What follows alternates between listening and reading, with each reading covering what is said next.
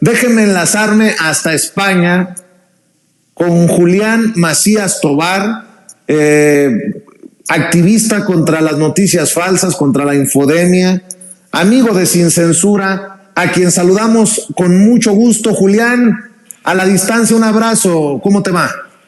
Hola, ¿qué tal? ¿Cómo estáis? Pues aquí transmitiendo a través de Sin Censura la historia en vivo y en directo, mi querido Julián, con el voto del presidente Andrés Manuel López Obrador.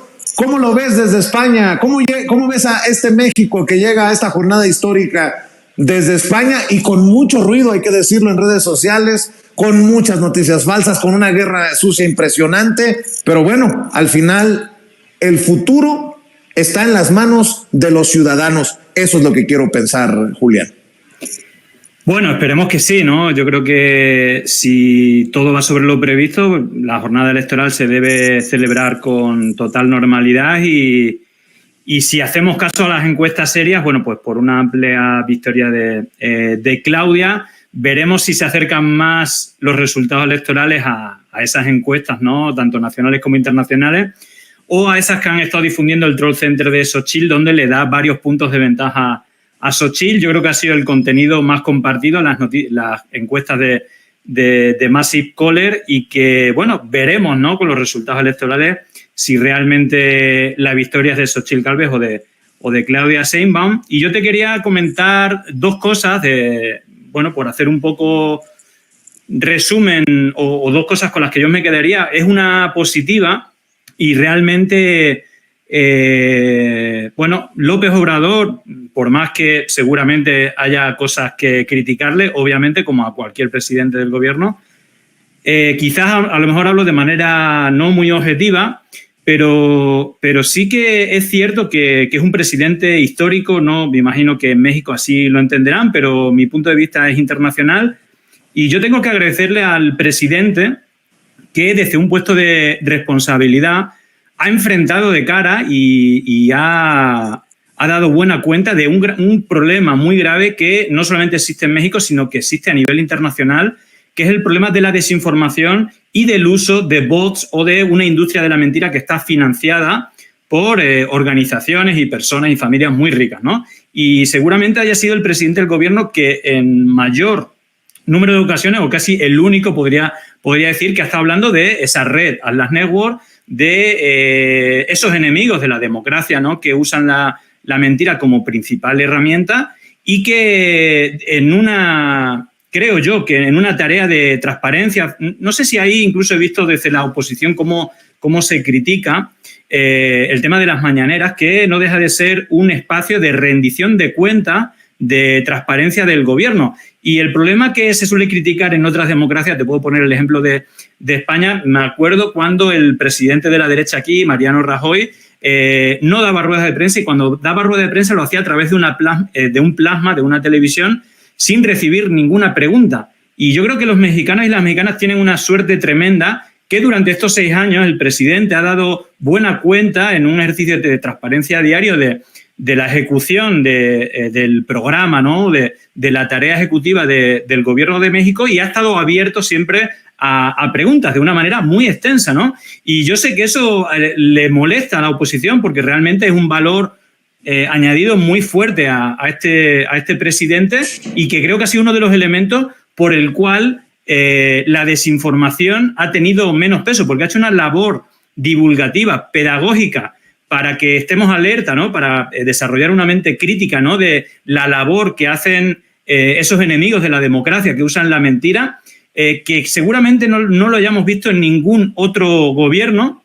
Y yo ahí le doy un 10 porque realmente, evidentemente, desde Pandemia Digital nos dedicamos a eso, y el hecho de que en la mañanera se haya pronunciado, no en una, sino en varias ocasiones, el trabajo que hacemos en Pandemia Digital, que solamente mostramos datos, no son opiniones, sino es el otro elemento que yo añadiría, ¿no?, aparte de recordar, ¿no?, con un poco de nostalgia, ¿no? Ojalá y Claudia también haga esa labor divulgativa, ¿no?, contra la desinformación.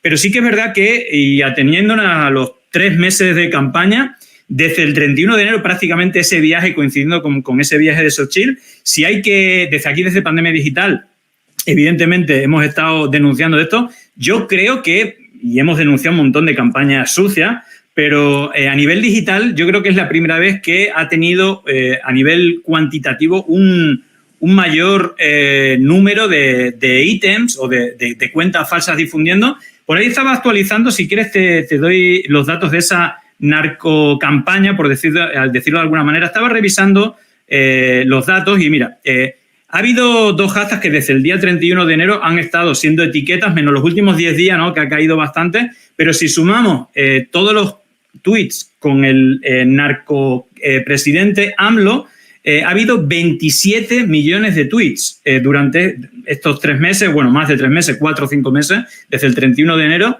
y con el hashtag narcocandidata Claudia ha habido 15,7 millones de tweets, con más de 300.000 cuentas falsas, bueno, más de 300.000 cuentas, aproximadamente el 80-90% de esa actividad es artificial, si son bots o son manejadas de troll center, pero ha habido una cosa que nunca en la historia ha pasado, y es que más de 4 millones de tweets han tenido errores en las etiquetas.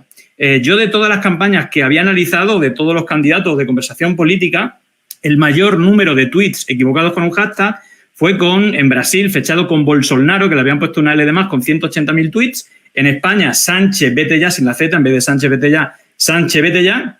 Pero fíjate, solamente con un hashtag, Xochitl LT en vez de TL, Xochitl Gálvez, presidenta 2024, ha habido 1.900.000 tweets errados. Y si a eso le sumamos otras, bueno, han sido más de 20 tweets equivocados, por ejemplo, narcocaludia en vez de narcoclaudia, ha habido otros 800.000. Es decir, que si sumamos todos son más de 4 o 5 millones de tweets equivocados, y esto no ha pasado nunca en la historia. Sin nombrar las fake news, que han sido tremendas. Yo destacaría las encuestas falsas, y no ya es que el Troll Center a diario difunda encuestas de Massive Caller, que está presidida por un militante del PAN, sino que la propia candidata, Xochitl, en una rueda de prensa las intentó hacer pasar como si fueran las encuestas de un banco. Es increíble, ¿no? Incluso el otro día esta semana, hemos visto cómo ponían una imagen de hace unos meses, cuando el gobierno de México iba a rescatar a los mexicanos que estaban en Israel,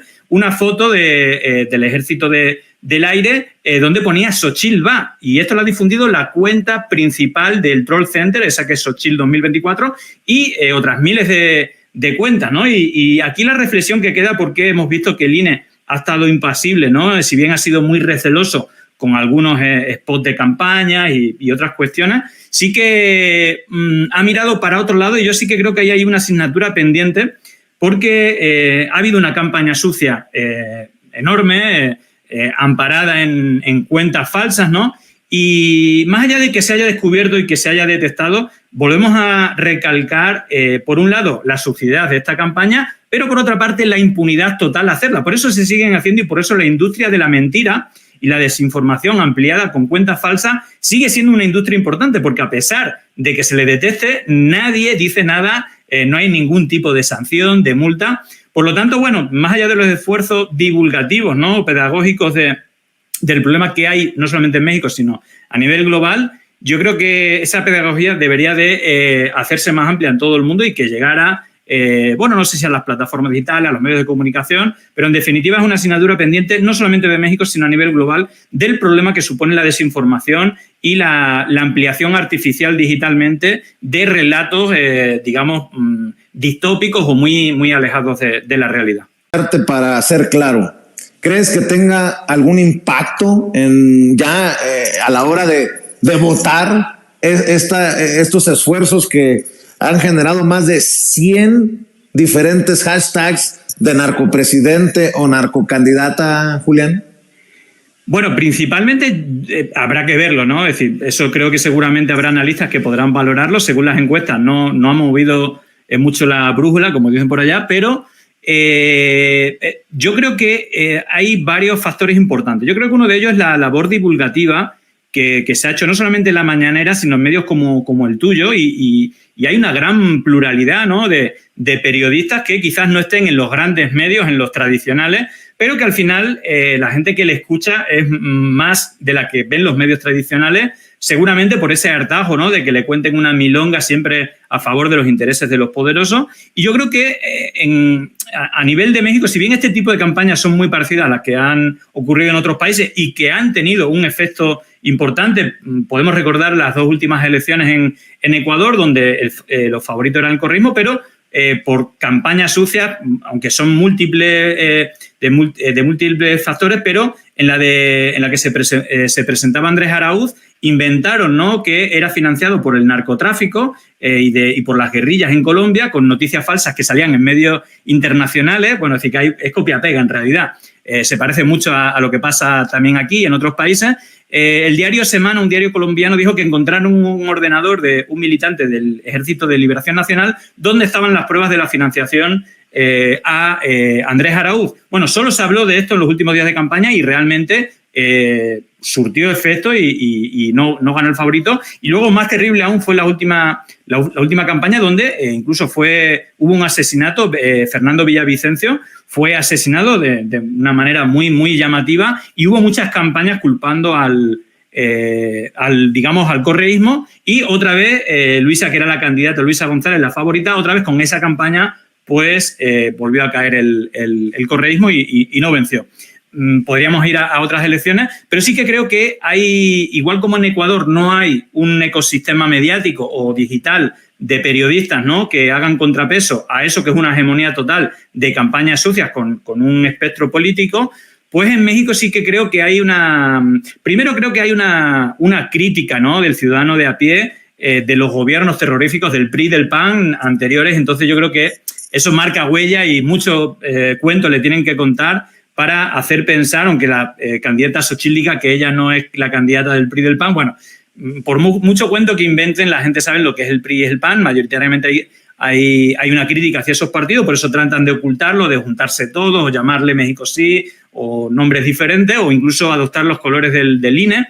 Pero sí que creo que, aparte de eso, hay una cosa muy importante, que es la mente crítica y seguramente históricamente revolucionaria del mexicano medio, que no se come ese cuento, y ahí yo creo que también hay que daros mérito a los periodistas que contáis la verdad, que sois muchos en México, y por suerte la ciudadanía de México tiene opciones, ¿no?, para poder informarse y no comerse el cuento de los medios de los poderosos. Cerrar, Julián, ¿cómo viste el intento de meter la mano de personajes españoles en este proceso en México? ¿No te llamó la atención que lo que hemos denunciado, lo que has denunciado tú, que le hemos replicado y dado vuelo nosotros acá, de la red de conservadores que toca, entre otros países, a España, se haya exhibido con estos personajes que incluso visitaron México? Por ahí una diputada, creo, española. Cayetana Álvarez de Toledo. Exacto. ¿No te llamó la atención esto, no, Julián? No me llamó la atención porque, bueno, no deja de dar por bueno lo que llevamos denunciando mucho tiempo, que hay una organización. Hay varias, ¿no? Porque decir que toda la campaña sucia solamente es esta red Dallas Network sería engañarnos. Esto es una campaña multifactorial, y donde el PRI, el PAN y el PRD tienen sus propios aparatos, tienen sus propios empresarios y tienen... de hecho, la empresa Massive Caller, por ejemplo, ¿no?, que se ha puesto en marcha, bueno, pues de un militante del PAN, y es multifactorial, evidentemente, ¿no? Y luego también la iglesia, ¿no?, o este espacio del Yunque, ¿no?, ultracatólico, que usa también la mentira. Ultracatólico, pero que realmente, por lo menos aquí en España, ha sido denunciado por la iglesia, ¿no?, porque lo que hace es ir en contra de los principios del cristianismo y de la iglesia. Pero sí que es cierto que Atlas Network es una red de poder muy, muy importante, que tiene políticos, que tiene medios de comunicación, que tiene empresarios, y de hecho uno de los más importantes, bueno, pues está ahí nada más y nada menos que el Tito Ricci, ¿no?, creo que le llaman. Tío. Claro, el tío Ricci. El tío Ricci, y bueno, es que es el primo del director de Atlas Network. Bueno, pues están ahí en el acto, precisamente, que le ponen siempre nombres muy bonitos, la fiesta de las ideas o algo, el festival de las ideas, pero al final ves allí precisamente al director de Atlas Network ves allí a Cayetana Álvarez de Toledo, que es fue siempre la número 2 de Aznar en FAES, en la fundación de Atlas Network del señor Aznar, y luego también a Sergio Sarmiento, ¿no? que es el presidente de Caminos de la Libertad, que pertenece al grupo Salinas, ¿no? Entonces, bueno, que Ricardo Salinas y Roberto Salinas, su primo, siempre estén en este tipo de actos y que luego Cayetana no solamente haya venido una vez, sino haya venido 2, no deja de refrendar lo que es evidente que está detrás en parte de la financiación y de la inteligencia, ¿no? La de planificación de la campaña sucia, porque precisamente la campaña sucia empezó con ese viaje a Estados Unidos de Xochitl Gálvez, acompañada de el que fuera el presidente de otra fundación de Atlas Network en una visita a The New York Times, y aunque bueno, era también el presidente del director Reforma, sigue teniendo un peso en esa red internacional. Y curiosamente en esa visita de New York Times, que hablaron de la vinculación del presidente con el narcotráfico, justamente pues sacan unas noticias días después, y pocos días después se va a España. ¿Y a quién va a visitar España? Porque podría ir a visitar al gobierno de España, al Partido Popular o a Vox, a los partidos que quisiera, pero se va a ver precisamente al señor Vargas Llosa de la Fundación Internacional para la Libertad, se va a visitar también al señor Bon Giovanni de la Fundación Libertad, y se va a visitar también a Felipe Calderón, que trabaja y tiene la visa española gracias al trabajo que tiene en el Instituto Atlántico de Gobierno. Y estas 3 organizaciones que te he nombrado, las 3 pertenecen a la red Atlas Network. Por lo tanto, es que no hay que ser Sherlock Holmes para decir que ha tenido un peso muy importante esta red de fundaciones que tantos años llevamos funcionando. Yo creo que desde el primer día que me entrevistaste, siempre, sin querer, aparece este nombre, porque en esas primeras redes de bots que hacían tendencia el hashtag AMLO vete ya, igual como en España el hashtag era Sánchez vete ya, bueno, pues si tiras del hilo, el follow the money, siempre aparecen estas fundaciones y la gente que está detrás de ellas, como Ricardo Salinas o Sergio Sarmiento, ¿no? Es obvio y es evidente. Y luego déjame darte un dato. Justamente estaba viendo el gasto en publicidad en Facebook, es decir, que aquí también hay una cuestión de dinero importante, y esta es la parte blanca, porque a día de hoy sigue habiendo campañas sucias por un montón de páginas y de cuentas de Twitter no respetando la veda electoral. Es complicado fiscalizarla. Pero sí que estaba analizando el gasto en Facebook, que hay una página de transparencia, y fíjate que Xochitl Gálvez ha gastado más de 60 millones de pesos, a nombre de Xochitl Gálvez 46 millones, a nombre del PAN 12 millones, y luego vemos que está Jorge Álvarez Maínez con 23 millones y Movimiento Ciudadano con 8 millones, y luego Claudia Sheinbaum aparece con 8 millones y Morena con 6. Es decir, que más o menos podemos decir que la candidatura de Xochitl Gálvez se ha gastado 60 millones de pesos en publicidad de manera blanca, es decir, que a eso no le podemos contar todas las producciones con decenas de vídeos, incluso usando niños, ¿no?, atacando a Claudia, sino que, bueno, pues el ranking sería 60 millones de pesos gastados en publicidad en Facebook por parte de la candidata Xochitl, unos 30 millones gastados por Jorge Álvarez Maínez y unos 15 millones gastados aproximadamente por Claudia Sheinbaum, ¿no? El tema del dinero pues también es un elemento importante, y toda esta campaña sucia ha valido muchísimo más que esto que seguramente pues salgan en las cuentas públicas, pero lo que no va a salir es toda esa campaña sucia que, bueno, ha sido tremenda, seguramente una de las más grandes y más costosas de la historia de las elecciones, al menos en países de América Latina.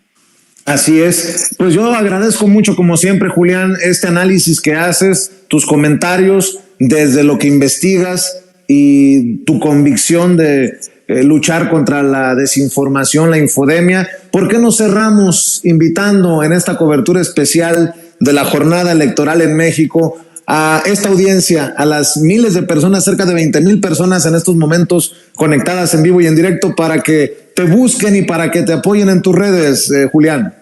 Bueno, pues sí, animo a la gente a que nos siga. Nuestro principal elemento de estudio pues precisamente son, bueno, pues los diferentes procesos electorales, principalmente ahora porque se está dando en México, pero de la conversación muchas ocasiones política o empresarial que tiene un componente de desinformación importante, y ya desde hace más de 2 años pues estamos emitiendo programas en directo, y que aparte del programa que hacemos en directo de lunes a viernes en Twitch, pues en el canal de YouTube de Pandemia Digital podéis encontrar todos nuestros contenidos, también análisis de las campañas sucias en México, también lo que está ocurriendo en Argentina. Yo creo que es muy paradigmático porque el señor Milei es un hijo de Atlas Network puro, que replica su discurso de que desaparezca el Estado y que, más libertad, menos Estado. Bueno, pues yo creo que es importante también abrir el prisma de lo que ocurre en otros países y unir esos puntitos y darnos cuenta que hay un dibujito y que los relaciona a todo. Así que, bueno, los invito a que sigan nuestro contenido en todas las redes. Estamos en Twitter, Facebook,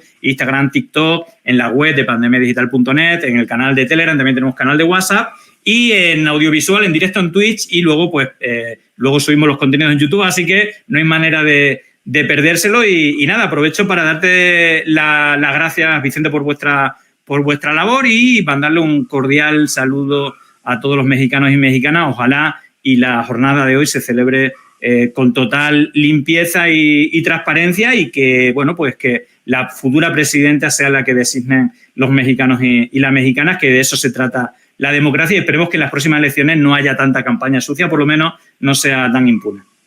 En Twitter o X, @Julián Macías T, así encuentra el querido Julián Macías Tobar, a quien le mando un abrazo hasta España. Estamos al pendiente, Julián, muchas gracias. Un fuerte abrazo y que sea una excelente jornada electoral. Chao, chao. Que así sea, Julián Macías Tobar hablando con nosotros sin censura.